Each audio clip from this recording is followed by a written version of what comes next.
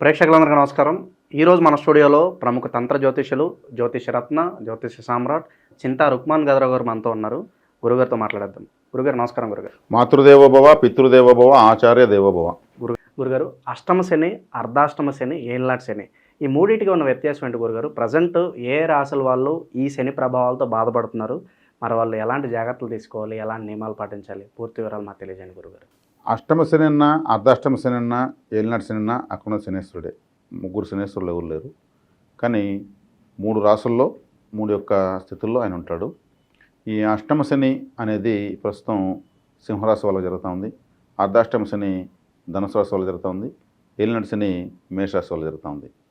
అంటే శనేశ్వరుడు అంటేనే ఒక భయము, ఆయన అశుభగ్రహము, ఆయన ఏదో చెడ్డ చేసేస్తాడు, ఇంకా మన పని అయిపోయింది, ఆయనకేదో పూజలు చేయాలి, దానాలు చేయాలి, ఇలా అంటుంటారు. ఏ పూజలకు ఏ దానాలకు దేనికి ఆయన లొంగడు, అవన్నీ నిష్ఫలం. శనేశ్వరుడు క్రమశిక్షణకు, నీతి నిజాయితీలకు మాత్రమే బానిస. కాబట్టి శనేశ్వరుని అనుగ్రహింపు చేసుకోవాలంటే మనము హానెస్ట్గా ఉంటే చాలు. ఆయన మనల్ని బాధించడు, అన్నీ కలిసి వస్తూ ఉంటుంది. ఎందుకంటే జడ్జ్, న్యాయమూర్తి అంటే శనేశ్వరుడే, ధర్మదేవత అంటే శనేశ్వరుడే.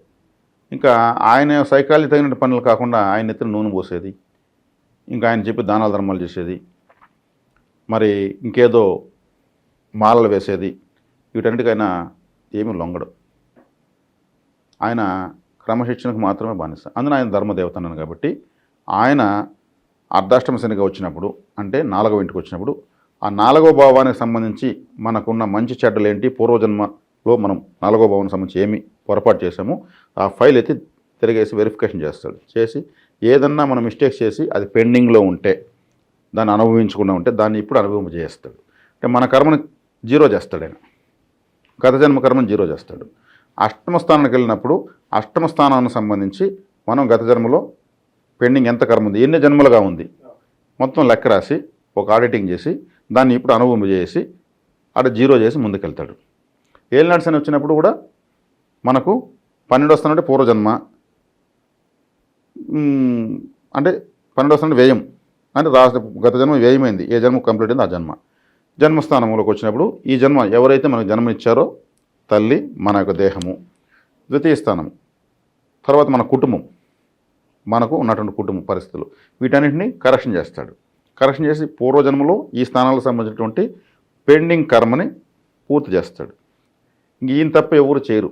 ఇంత అన్ని గ్రహాలు ఏమార్చే గ్రహాలే. జీతం ఇచ్చే గ్రహాలన్నీ ఈయన జీవితాన్ని ఇస్తాడు. జీతం ఎవడైనా అక్కడే ఇబ్బంది పడతారు.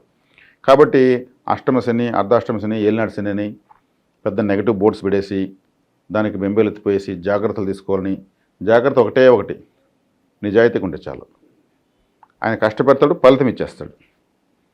కష్టే ఫలి అనేది నిరూపిస్తాడు. కృషితో నాస్తి దుర్భిక్షం, కష్టపడేవానికి దరిద్రం లేదని ఆయన నిరూపిస్తాడు. కాబట్టి అప్పుడు ఎక్కువగా అయ్యప్ప స్వామి మాల వేస్తే ఏలినాటి శని పనిచేయదని, ఇంకేదో మాల వేస్తే ఏలినాటి శని పనిచేయదని ఇవన్నీ చెప్తుంటారు. అవన్నీ ఏవి నిజంగా పనిచేయవు. అంటే ఒక దేవతను ఏమార్చే పనులని నేను చెప్తాను. మరి నిజాయితీగా ఉన్నాడంటే నిజాయితీకే బానిస ఆయన. ఇంకా చెప్పాలంటే చక్కగా కాలభైరవారాధన చేస్తే ఇంకా ఆయన మనల్ని చాలా పరిపక్వంగా మారుస్తాడు. కాలభైరవారాధన ఎందుకంటే ఆయన యొక్క గురువు కాలభైరవుడు, శని భగవానుల యొక్క గురువు. ఆయన యొక్క వాహనము కుక్క, అందుకే వీధి కుక్కలకు ఎక్కువ ఫుడ్ పెట్టచ్చు. భూత సేవ, కాకులకు అన్నం పెట్టచ్చు, కోతులకు ఫుడ్ పెట్టచ్చు. భూత దయ కలిగి ఉండే కొద్దికి ఆయన మనల్ని నోటి మీద కొట్టాడు, వీపుల్లో తట్టేసిపోతాడు, అంతే నేర్పించే పోతాడు అటైతే మాత్రం. కాబట్టి అటువంటి క్రమశిక్షణ కలిగిన గ్రహం పరిధిలోకి మనం అప్పుడప్పుడు వెళ్ళకపోతే పాపం పేరకపోతుంది. ఒక ఏదేది డంప్ యార్డ్ అంటారు, మన జీవితం డంప్ యార్డ్ అయిపోతుంది. అప్పుడప్పుడు ఆయన శుభ్రం చేస్తే తప్పితే శానిటైజేషన్ చేస్తే మన జీవితం ఉద్ధరించబడదు. మరి ఆయన చూసి మనం ఎందుకు భయపడాలి? ఇది అర్థం కానప్పుడు అయ్యో నన్ను పట్టుకుని శని పట్టుకేసింది నువ్వు ఆడిసినా అరవకపోయినా ఆయన వచ్చేది ఖాయం. మన కర్మను క్లెన్జింగ్ చేసి శుభ్రం చేసి పోయేది ఖాయం. అది ఆయన డ్యూటీ. కాబట్టి తేడాలు ఇవే. మన కర్మలను ఎప్పటికప్పుడు ఆయన కంప్రెస్ చేసి శుభ్రం చేసిపోయేటువంటి ఏకైక మాస్టర్ ఆయన.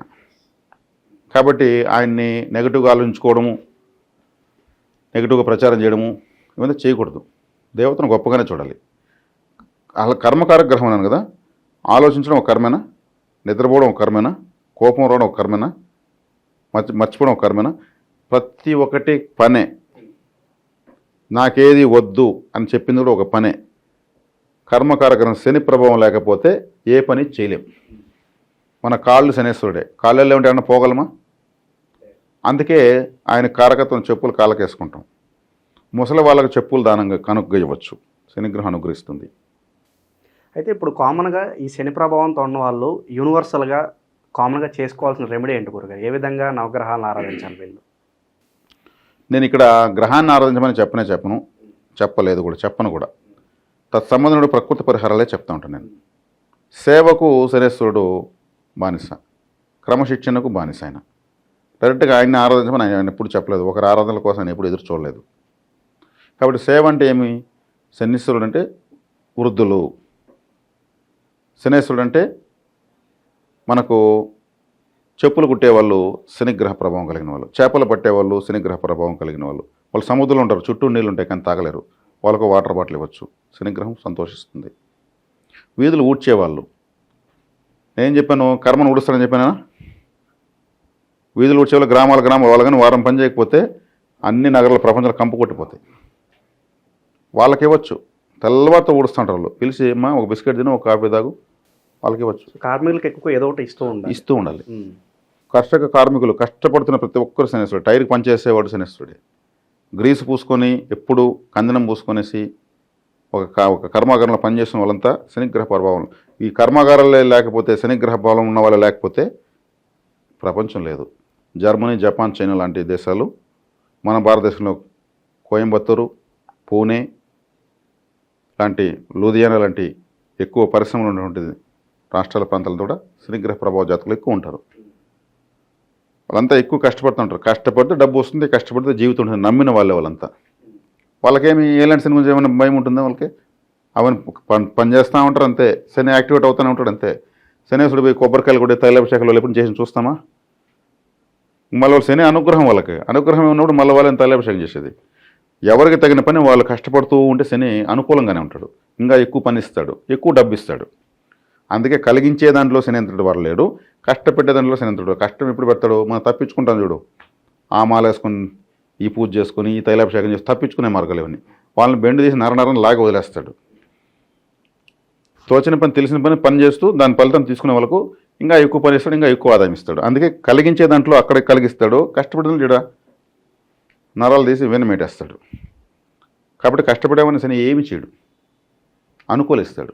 కష్టపడకుండా నేను రింగ్ వేసుకుంటా, ఈ యంత్రం పెట్టుకుంటా, ఇంకొక విధంగా అంటే ఇవి మస్కా కొట్టే పనులకి అస్సలు వదలడు ఆయన, పనిష్మెంట్ ఇచ్చే తీరుతాడు. కష్టపడపోయినా, హానెస్ట్గా లేకపోయినా శనీశ్వరుడు అస్సలు సహించరు.